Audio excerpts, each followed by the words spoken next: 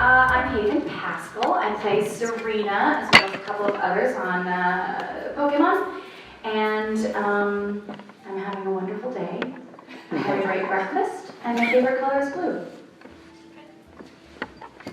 Hi, I'm Liscio Jr. I play Clement in Inkay on Pokemon. Also having a wonderful day. Had a cookie for breakfast. And my favorite color is green.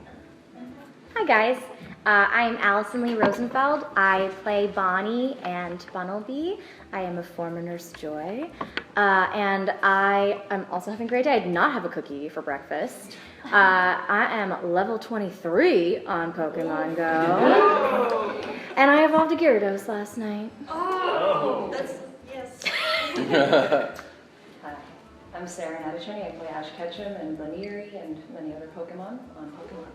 And I'm having a decent day. I haven't caught any Pokemon today because there's been no service on my phone. My favorite color is shade, it's black. And I'm on level 22. And I'm good at catch my Gyarados today. I got big plans. Okay, sweet. My name is Liscio Ortiz. I'm currently on the show. I played Karina and Fletchling. I played Oshawott. In the first season, I was Misty's older sister Daisy, as well as Serena, a couple of gym leaders. I'm the current voice director for XY at the moment, and I'm having a very good day. I had a cookie for lunch. I only ate the cookie, but it was really good. And I am not level 23. My battery's almost dead. That's going to be my excuse, but it's not the only excuse. Pokemon Go tends to do that.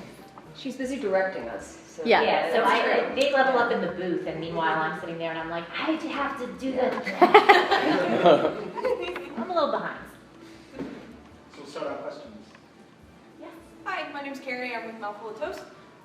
Obviously, this is the 20th anniversary year for the franchise, and all of you have been involved, some longer than others. But what has it meant to you guys to be involved in a series that has meant so much for people my age who grew up with it? And my age, and her age. All of our ages. Yeah. Yeah, no, I grew up watching the show, completely obsessed with it, like, to an unhealthy degree. And to work on the show now is really, it's a dream come true, literally, as in, and sometimes I sit in the booth and I'm like, I still can't believe it. I've been doing this for 3 years, I still can't believe I'm doing this. It's just super grateful to be a part of it. Awesome. I'm having a wonderful time, and I didn't realize. I guess actually being in the con circuit was the first time that I realized how grand and how awesome it was to be a part of it right now during the 20th anniversary as well. And it's so special, and the best part about it is being able to connect with the fans at the cons too, because a lot of the time we're just isolated in the booth, and it's I wouldn't say you lose perspective, but you just live in this little bubble. And so to come here and see how much it means to so many people, it's touching, you know, it moves me. Yes, it's been an incredibly moving experience to be working with Pokemon for the last 10 years and to be able to meet fans and see how touched they are and just how much this affects them, and how even just meeting me has changed their day, made their day Or their better. life. Yeah. Or their life. Yeah. That's really amazing, and the success of the show has been amazing for me, for my career, and for my perspective, my world perspective. Mm-hmm. Yeah, it's been a really fantastic journey. I second everything that everybody said already, and on a very personal note, especially doing these cons, seeing the parts of the community who love it so much that have disabilities and are perhaps on the autism spectrum. My brother has autism, and seeing that this is a community that is just welcoming and loving, and a place that they feel at home and find this community. It feels so fantastic to be part of it for that reason. Yeah. And on a personal note for me, I like I said, I worked on the first season. I remember doing the first movie, and I remember everything that had happened with there. And if you had told me back then that I would be here directing the show, hanging out on here, I had no idea that this boy was going to be part of my life for so long. Yeah. He apparently went along a little bit better than I did. But, hey, if I had that special skill, that would be good too.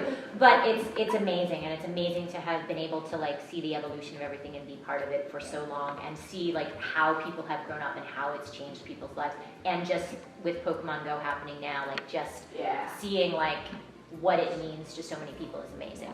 Yeah. Awesome. Thanks, guys. Thank you. Oh, perfect. All right, so I was going to ask you the question. Yeah. This is for everyone that has known you guys caught Pikachu. It's so hard, trust me. I didn't hatch my Pikachu. So hard. I caught a Pikachu on Roosevelt Island. Well, good for you, Haven. Yeah. That's great. Great. He has a CP of 15. Nothing. And, he's really low, but he's adorable. That's what matters. And you hatch it in level 400 or something when you hatch it. Oh, really? Oh. Wow. Mine hatched and it was level 500. Yes. That's Oh my amazing. God. That's Well, great. now we're all jealous. That's a miracle. Yeah. Yeah, my first egg that hatched was a Pikachu. What? But it was, Really? I know, one of my friends yelled at me as we were watching, what? I haven't caught one, what's going on? I'm like, I don't know, it was the first thing I hatched. But it was not that high of a level. But it's adorable, so who cares? Yeah. I caught 2 Pikachu right after our recording session, after complaining to the whole world. I saw your video and I'm like, Yeah, oh goodness. was not finding Pikachu. Pikachu How? came to you. Pikachu came to you. It came to it But came to two. me. Yes. It came to me. And it is still with me, and I have 2 very low level Pikachu at the moment. I look forward to catching more and hopefully hatching one, and birthing one. Birthing mother of Pikachus. Pikachu was actually the first one that I caught. I didn't get a starter. I didn't get Bulba or whatever. I got Pikachu, which I realized there was some trick that you could do to make that happen, which I certainly did not know when I downloaded the game. It just happened to be, I was on the subway and it was like, hey, and I was like, oh my God, hi. But now I've been in Midtown Manhattan and it has shown up that it's nearby, and I've been like, oh, I want another.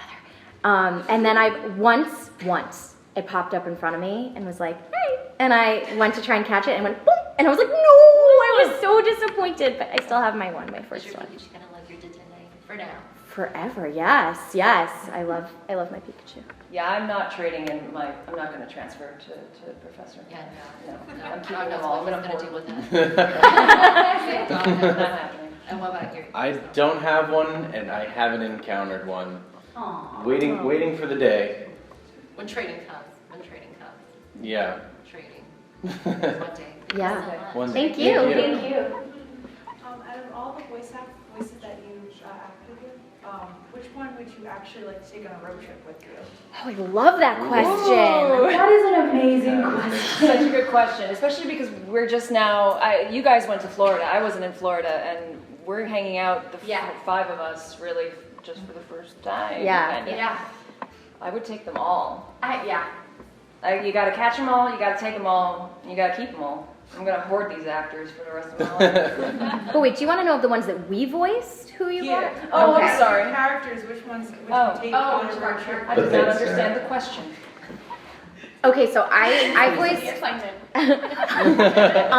I voiced a gym leader named Roxy, and she was way cooler than I am. Could play guitar. She was. I think I'd take her, and she would just be good at playing DJ as my. I'd be driving, I assume, and she could play sometimes. I think she'd be fun to go on a road trip with. Yeah. I would definitely be Slurpuff. He's a simple guy with simple needs. And I think that we'd have a great time on a road trip. He would want to stop and smell the roses, maybe frolic through a field of daisies. I don't know. I think that Slurpuff would be pretty rad. I think I'd take Clembot. Yeah. Yeah, I could just have him do stuff for me. Pick up my laundry and dry clean, go grocery shopping, so I could just hang around and do nothing. I want to say I would take Ash, but I do prefer Pokemon to humans, so I would take Baneri. and Yes, very nice. bounce around in the fields and sit in the convertible, let our hair blow in the wind. That'd be great. I would take Karina, but I feel like she might skate away from me, like drop things, so, which would be fine. So I would take Oshawa, just because. I know, right? Like hang out in the car would be great. If it ever gets too hot, we can probably like fly back 200 feet, but that's okay. It'd be great on a day like today. Get nice and cool, see? This is a really scary Pikachu.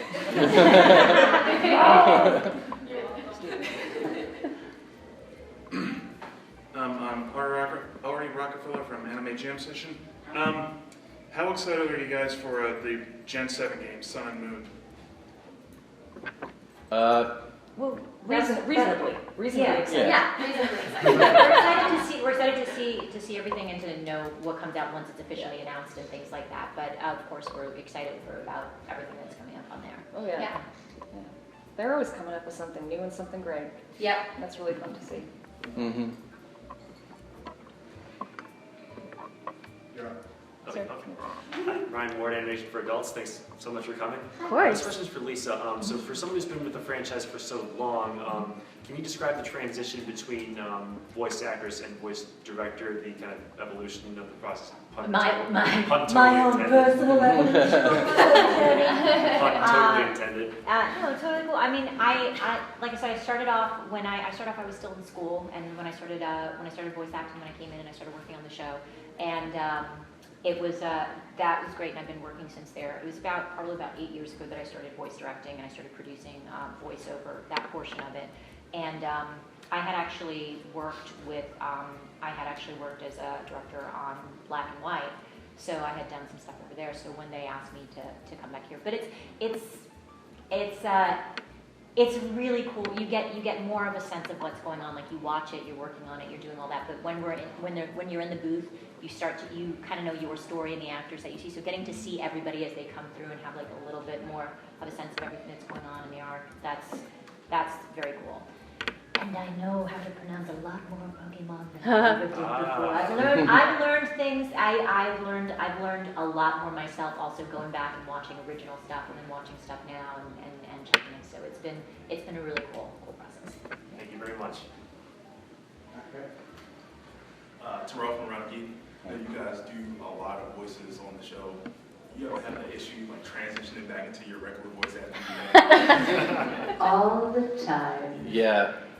Sometimes my voice would just pop up super high. I'm like ordering a coffee or something. Like, oh, I'm really sorry about this. Yeah, it's like once you open that door, you end up talking in different voices for the rest of the day. Oh, We've yeah. actually been doing it with each other all weekend. It's like Nonstop. what The whole accent? time. You just slip into it, and then you're like talking in weird voices, and then you have that person that like pops out, and you're suddenly watching yourself like doing. What am I doing? Who am I? Why am I doing this?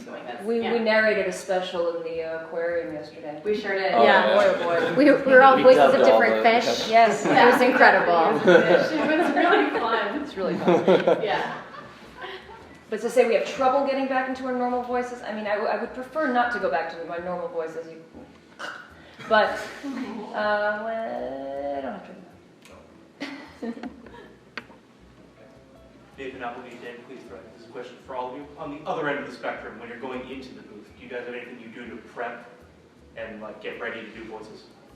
I always do a warm up every morning. I have to warm my voice up every morning. But when you work so much with your voice, it's just it's like habit. The first thing that I do in the morning is this. Just to see like where I'm at. It becomes habit. So I always do a warm up. But no, and not really to like, because these characters become like second nature, you just kind of pop into it.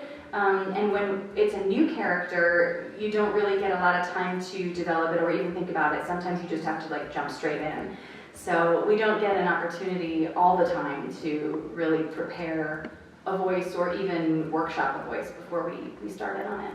And also, I mean, yes, definitely warming up is crucial, but we may not even know what characters we're going to be doing that day or what the situations might be. So it's not like, okay, there's a really serious scene today, so I need to like do some emotional sense memory work. We can't do any of that because there's no telling what surprises are going to be in store once we get in the booth.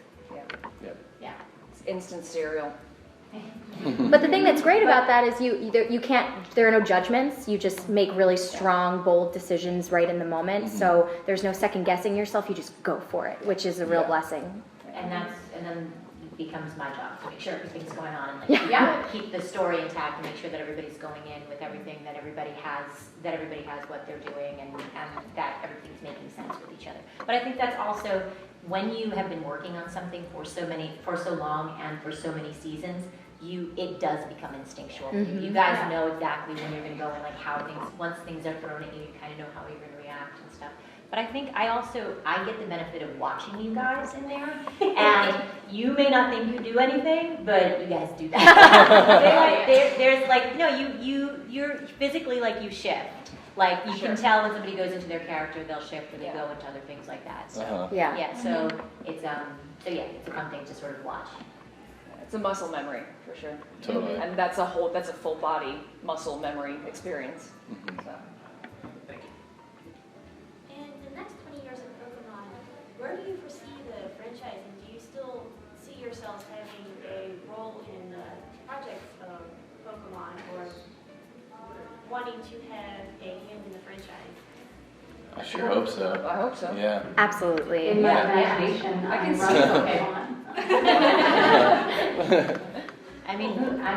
but the reality is like, who knows? Like that's a question for the company. Who knew 20 years ago that we would be where we are today? So who knows what's gonna? We can see it. We can see it. Clear as day. We have a crystal ball in the studio. Yeah.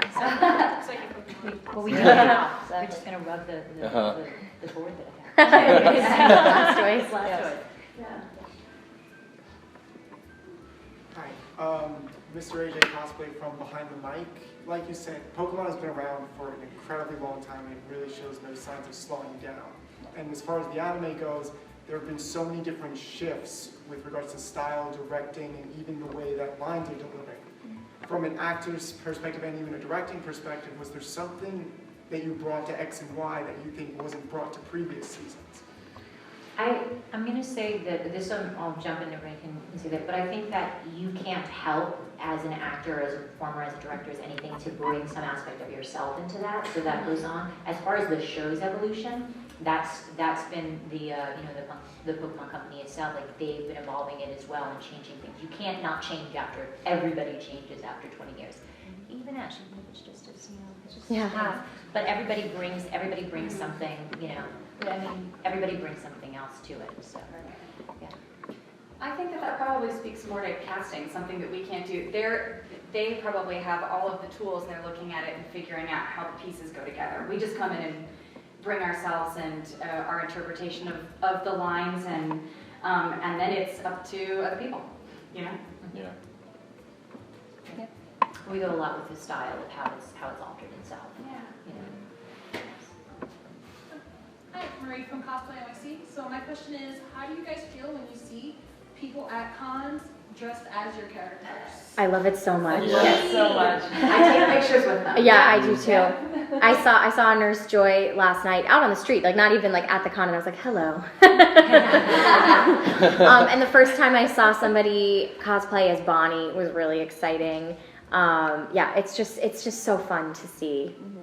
Yeah. Yeah, I love it. I saw there was a girl today dressed as Clement, but called herself Clementine.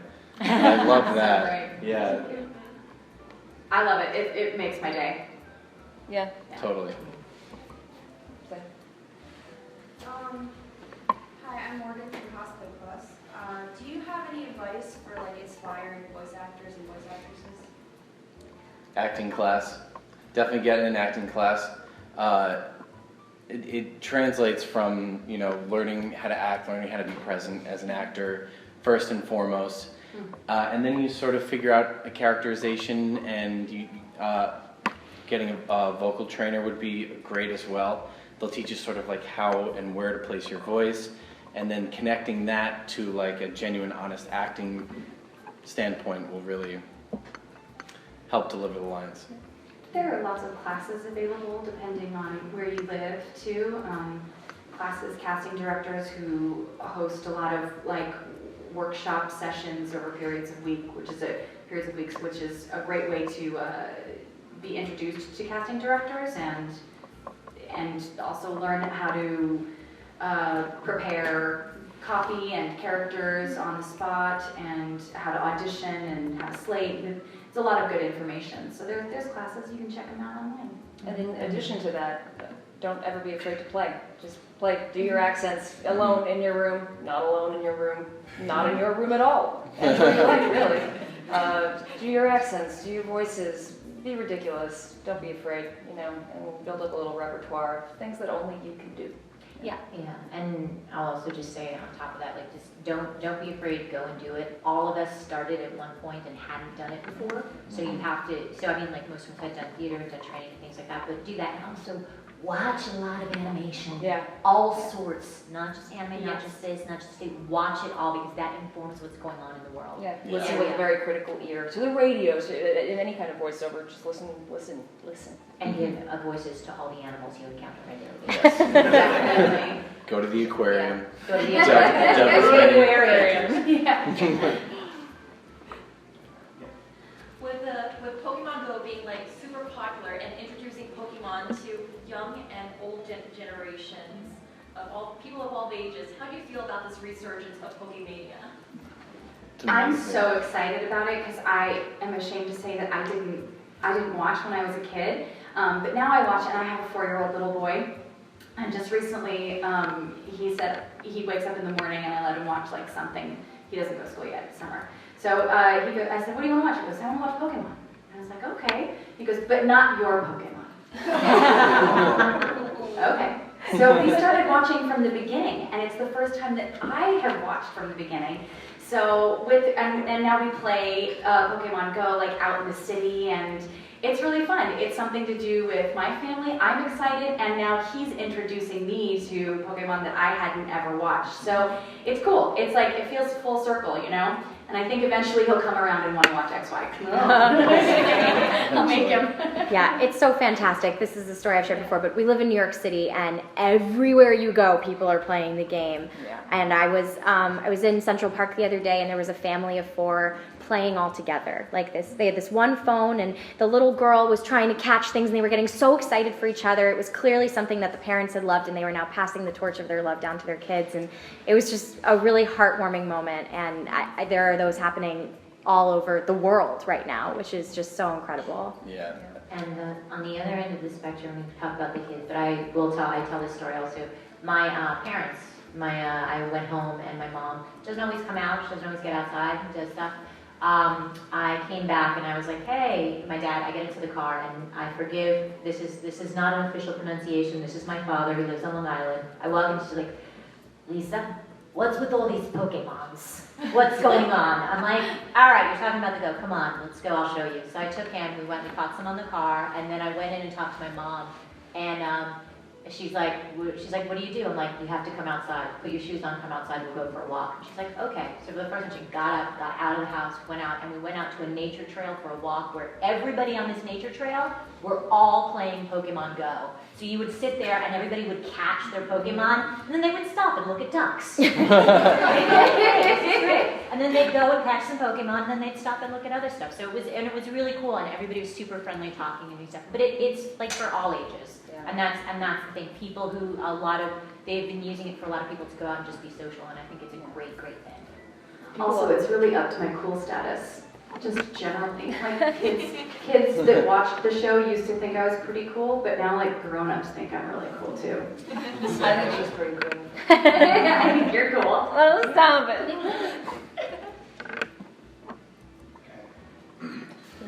What's your favorite scenes or episodes to have dubbed?